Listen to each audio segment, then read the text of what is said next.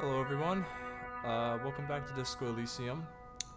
You might be wondering, hey, Gatorman, why are you back outside of this building again? And, that's because I have something to confess, people. I looked something up for this game. I know, it should be a blind playthrough, but yeah, I just had to look up where the car was, just so I could, not wander around for 20 minutes like an idiot for the badge missing. And also, last episode talked about getting a flashlight from here.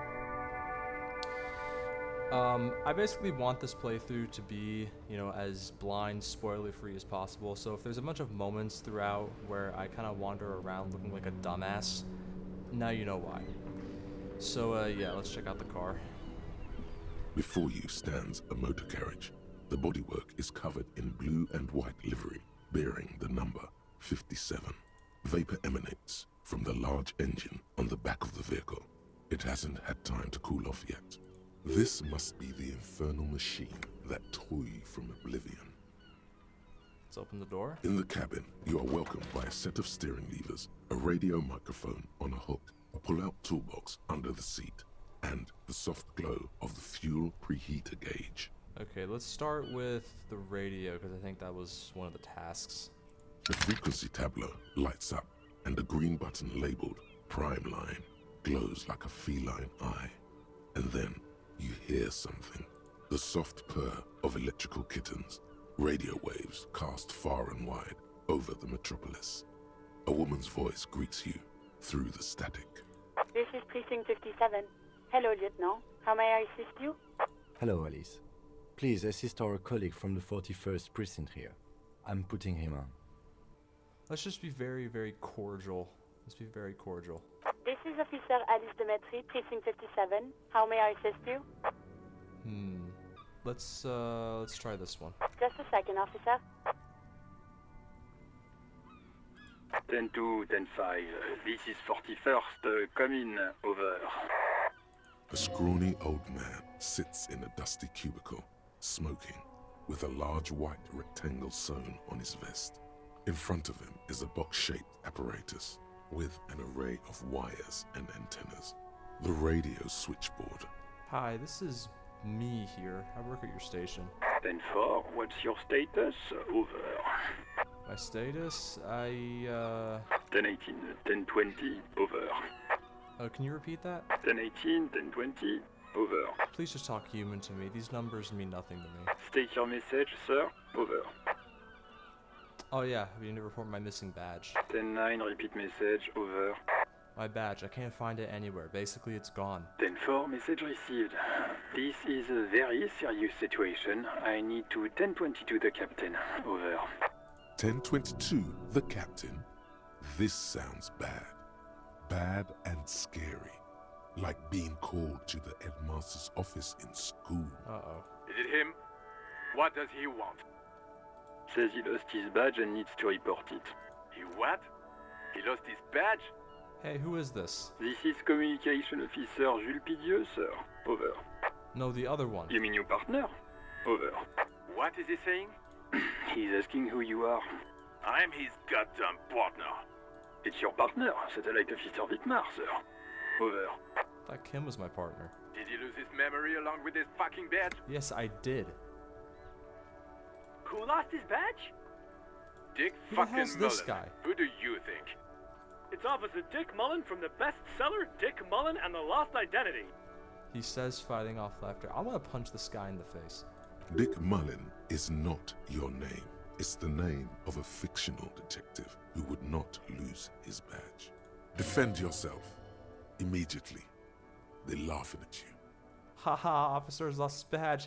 Like I'm the first cop to ever misplace his badge. He says this has probably happened to other policemen before him and laughs sarcastically. Thank you, Jules. Oh goddamn it. Is he fucking kidding? The whole station's gonna be dicked for this. Satellite Officer Wittmar is wondering if you might be joking and adds that this tarnishes the reputation of the entire station. Over. Yeah, I can hear him, Jules. Mullen dicked us. Shut up, Chester. can we just move on? I want to get a report and be done with it. 10-4, I hear you, officer. I'm just going to make a note here that you are in pursuit of your misplaced badge. Over. Thank you, Jules. Fuck me. Mac, Shut what's up. going on? Alright, now we got this guy. Super Cop here lost his badge. He lost his what now? His badge. He lost his goddamn fucking badge. Could you all please just stop saying lost his badge for a moment? He asks you to please stop saying he lost his badge. Why? Did he find it? Sergeant Person was wondering if you found your badge yet. Over. You don't have to come back. Sorry. It's hard to think like this. Yeah, I'm not saying He's anything. not replying. Looks like he's still looking for it. Enough with this now. I have other things to discuss. 10-9, come again. I didn't get that. Over.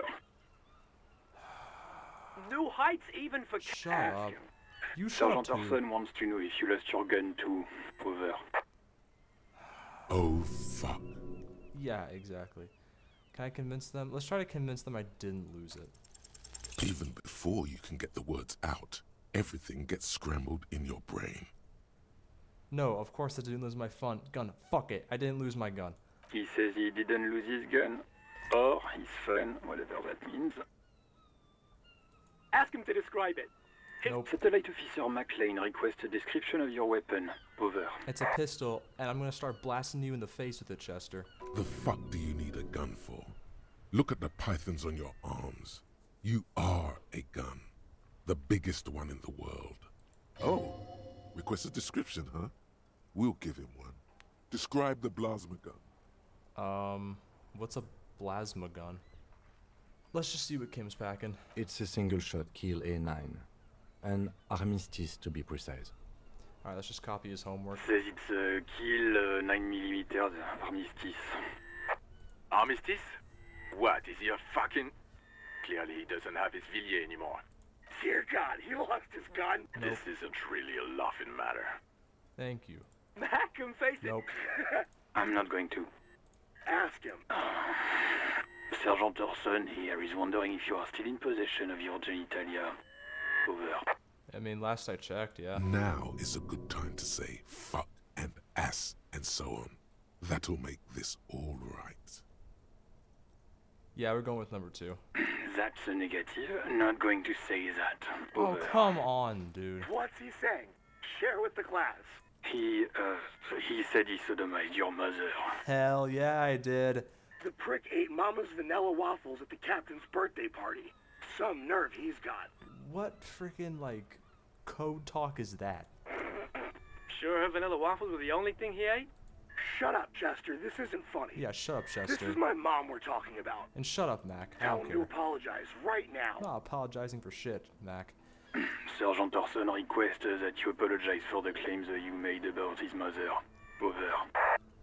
Yeah, I'm the firewalker. You don't mess with me. Mac, he says you shouldn't have antagonized the firewalker in the first place. Who? Satellite Officer V. Firewalker. I'm afraid he might be referring to himself as Firewater, sir. Firewater? He's lost it. Fuck it. Tell him to find his goddamn badge and gun. That's the only thing that matters. Satellite Officer V. I heard him and I'm on it. 10-4, affirmative. Officer is in pursuit of his firearm. Oh, God, Officer, do you need further assistance? Over. Oh yeah, can I have some money? 10-4, I hear you. I don't have the authority to grant your request, but But... What does he want now? he's asking for money. Is he fucking kidding? No. I don't think he is. I only have 40 cents. Don't give that asshole anything. He's just gonna drink it all. Alright, you that's got a a problem with negative on that? the additional funds, over. This guy's alcoholic phobic. Actually, now let's be professional here. He says it's important to the case. He isn't getting a red cent. You can tell him that. Request denied, sir. Over. Nothing is working. Let's try begging. He says he's in trouble, doesn't have a place to sleep. Well, I guess he'd better crack the case before sundown then. Yeah, that's not gonna happen. Vicmar said, Who cares what this Vic Mayor said? Pull on their heartstrings. Alright. Enough, officer. This begging is below your dignity. Alright, we should probably get going. Anything else, sir? Over. That's all for now. Roger that. 10-10. Over and out. 18 kilometers to the south, in the 41st Precinct's relay booth, a small crowd has gathered around Communication Officer Jules Oldboy Pudier, around a dozen cops. The small room is filled with cigarette smoke, abuzz with laughter, when Officer Judith Minot enters. Her left arm is in bandages, and her hair trimmed short. What is going on here? Did something happen? What happened is my partner made contact. It's not good. He's lost his badge and his sidearm. He seemed confused, delirious even. Mac, the torso Torson, is finger-fucking his fist, laughing hoarsely and apparently telling some dirty story to his partner, Chester McLean, near the entrance. Yeah, Mullen was fucked, alright. Sounded fucking drunk to me. Yeah, Mac's right. This was some gnarly shit there. I mean, before he started begging for money, it was... Enough! None of this is funny. It's fucking sad. That's what it is. He's a cop. He's one of us, goddamn this. We must help him. Yeah? How do you fucking plan to do that, huh? Get him off the drink? Go jogging with him in the morning and get him on carrot juice? He's a lost man. I just know we can't give up on him when he's at his weakest. He wouldn't. Okay, someone has some common sense in that room. Mac, man the door. You know what he told me? I don't want to get better. I want to get worse. Those were his words. I don't think I said that. This shit does not leave this room. Not a word of this to the captain. Or anyone else. We'll give him a couple of days to pull his shit together. I guess I can hold off the report for a few days. Good. Okay, everybody. Nothing but a prank call here. We all got our laughs. Now get back to work. Far north, on the other side of the motorway, the officer quietly hunches with his hand in the motor carriage. Thank God that's over. Oh my God. Okay, maybe the flashlight's in the toolbox. A metallic drawer slides out from under the seat and clicks into place. The tools inside are neatly organized. Take what you need, officer. It's going to be a long case. I'm not protective of my tools, like some men are. He's clearly a little protective of his tools. But what can you do? Work is work. Well, all we need is I think all I need is the flashlight right now, so I'll just take that. It's robust, weatherproof, and well-made. Police issue. Blue. Lets you see things in the dark you would otherwise miss. Let's put it back. The pull-out toolbox slides back into its nest. Preheater gauge casts a warm glow on the steering levers and the radio on its hook. Okay, we're done. All around you, rain falls on the great city of Revachol. Rain drips from the eaves and floods the gutters, washing the filth away. The spring thaw must be here. The snow is melting. Looking up at the sky, cold water dripping from your hair. What do I see? Grey sky like great battleships, clouds colliding with one another. Rain falls down on the world. This is actually pretty good. We can see the area around us. Looks like there's stuff down here. I think I saw someone down in this area. Looks like there's we can go up here. We can go this way. There's someone right here we can talk to. The harbor might actually be over here. Alright, how does it feel? The shoulders of your jacket grow heavy. The cold finds its way under your skin. You shiver, and the city shivers with you. You're not dressed for this weather. You should get an overcoat or a patrol cloak. What's in the west? Sheets of rain over the water. A flight of stairs leading into the ocean. Wave after wave washing the coast of Martinaise, with its motorboats and gently swaying reeds. The ruins of a half-sunken sea fort crumble on an inlet beyond the Bay of Revachol. Ghosts rise into the sky. Let's run my fingers through my hair. Your hair is an oily mess flecked with ash from neighboring coal plants. Smokestacks rise somewhere in the distance. But what's in the south? A traffic jam.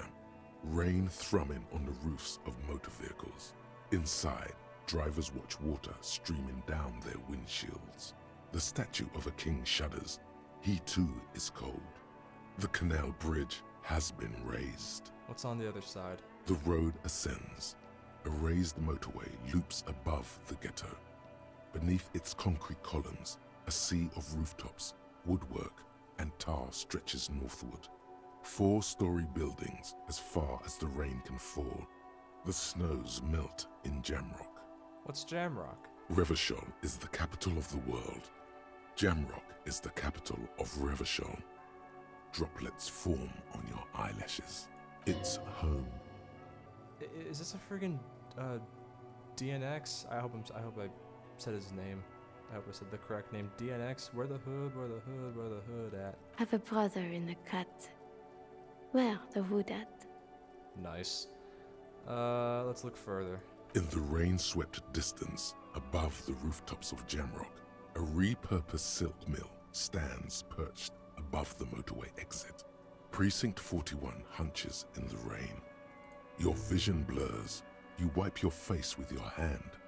The rain stings your eyes, making you look up and blink. Okay, this wasn't here before. What's above? Coalition aerostatics hang like apparitions under the cloud cover. Way up there, where rain forms, rotors flutter silently. Your sight clears. Let's finish the thought. This rain will not let up anytime soon. You should get a raincoat. There's a freight to the east. They sell them there. So probably this way. Okay, I have a bunch of stuff down here too. What's this? Skill point. What do I level up? 'Cause there's a lot of stuff here. I did kind of, you know, shoot the corpse that one time, so I guess I'll do hand-eye coordination. Cool. Accept changes in clothes. Now, what do I have? What's new here? Why is there a marker there? Oh yeah, flashlight. That goes in my hand. Okay. Alright. Then pay for damages. Yeah, asking the station didn't work out. Bunch of dickheads over there. Track down the badge and track down the gun. Okay, well now that I got a flashlight, maybe we can check out the, you know, that cursed bookstore, so let's head back over there. Alright. Let's see what we can find here. There we go. Alright. Whoa. What's this? Animal statue.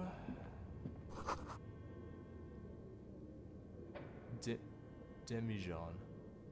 I don't know what that is. I'll have to look that up. What is this?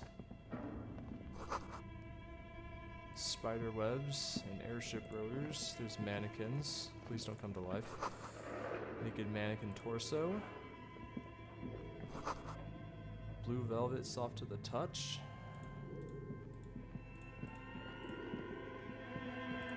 What's in here? Production schedule, filament memory. Sure, I'll take it. What is it?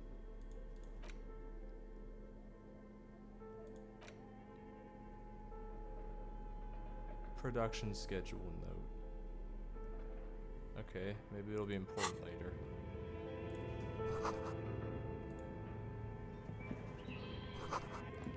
What's over here? What is this? This old fireplace is covered in lines drawn in blue and red marker. The mesh spreading over the stone like blood vessels on alabaster skin.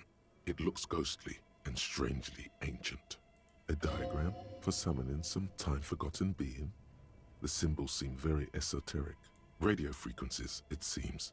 UKV 123.6, UKV 123.7, UKV 123.9. Some written notes, too. Sparse and cryptic. Maybe it's a code? Unclear. It looks like a cardiovascular system split into veins and capillaries. Very advanced. So we're dealing with something medical? You think so? The web is comprised of radio stations, all lead back to one red heart, titled the Game Master Frequency. A note says, this one can listen in on any station it wants.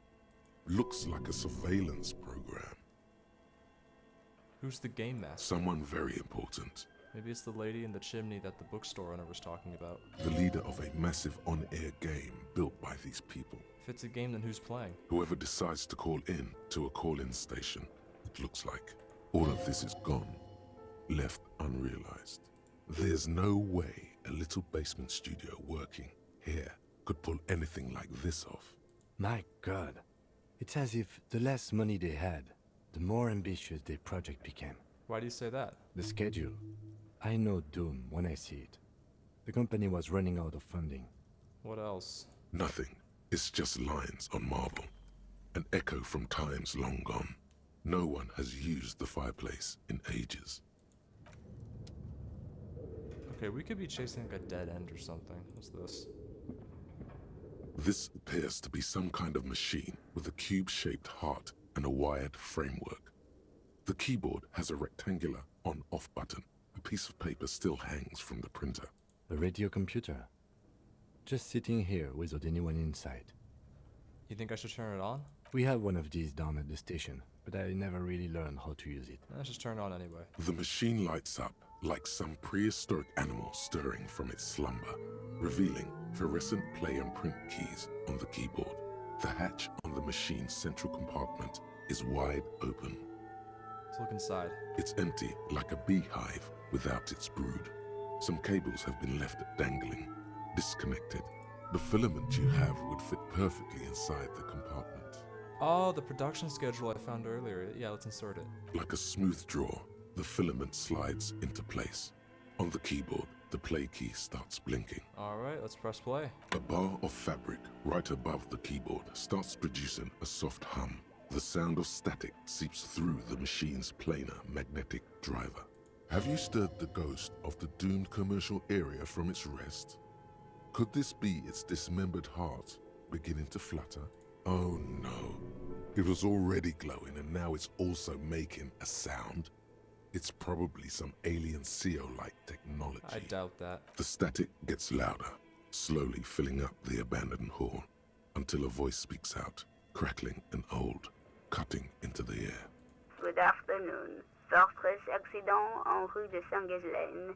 This is East Insulindian Repeater Station 1. Please repeat. Is this the production schedule? What's the production schedule? The filament you have inserted into the reader. You mean that glowing thing I put inside? Yes. Is that the production schedule? Yes. Good. Please repeat the password. What? You should ask her for a hint. A password? Is it my birthday? No. Can you give me a hint? Still no. This is the police. Please open this thing. I am contractually obliged to protect the privacy of the filament holder for stress accident. Without filing a warrant with Lintel, I cannot give you access to this filament. I'm afraid we are not doing that, unless we want to wait for a month. Now, can you please repeat the password? I don't know it. Received. I will register this login attempt. That sounds bad. A login attempt. Something a criminal would do. What do you mean something a criminal would do? People like... Never mind. Don't worry. Passwords have a way of turning up sooner or later. Fortress accident. Is there anything else I can do for you today? Why did you call me Fortress Accident? Fortress Accident is the company on whose name the terminal you are currently using has been registered to. Do you have any other information about this company? One moment. Fortress Accident SCA produces revolutionary interactive call-in radio games. That's what the catalog says. Okay, so this is what, like, this is a game? Any other questions? What are you, a machine or are you alive? Yes, I am alive. I am 74 years old and my name is Yvonne. She repeats passwords. Programming people are all paranoid.